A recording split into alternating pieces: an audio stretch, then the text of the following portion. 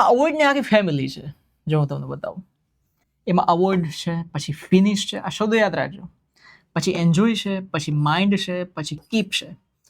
આ સિવાય છે પણ આપણે આટલા પેલા ફેઝમાં આટલા યાદ રાખીએ તો બહુ છે. અવોઇડ, ફિનિશ, એન્જોય, માઇન્ડ અને keep. Avoid, finish, enjoy, mind અને કીપ. આ બધા એવા શબ્દો છે કે જે એના પછી હંમેશા જીરંડ એટલે કે આઈએનજી વાળું ક્રિયાપદ જ લે છે. બીજા કોઈ રૂલ આવતી જ નથી વાત. શી અવોઇડેડ ટોકિંગ ટુ હિમ. એણે એની સાથે વાત કરવાનું ટાળ્યું. અહીંયા ધારો કે એમ હોત કે શી ફિનિશ ટોકિંગ ટુ હિમ, એને એની વાત સાથે વાત કરવાનું પૂરું કર્યું. શી એન્જોયડ ટોકિંગ ટુ હિમ, એણે એની સાથે વાત કરવાની મજા કરી.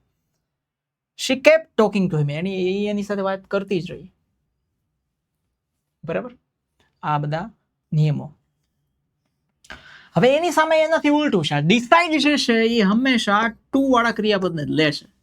આના એ જ્યારે ફાવતું ક્યાં છે ટુ વાળું? એક જ છે.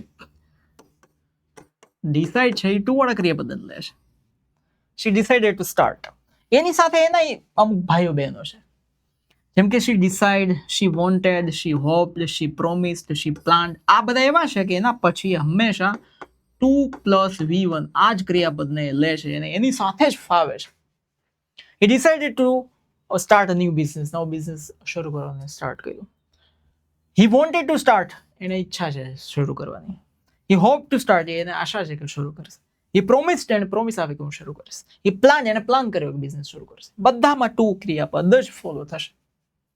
જ્યારે અવોઇડ ફેમિલી આઈએનજી ક્રિયાપદને ફોલો કરતો, ડિસાઇડ ફેમિલી ટુ ને ફોલો કરે છે. બરાબર, અમુક શબ્દો મગજમાં ફિક્સ જ કરી દેવાના.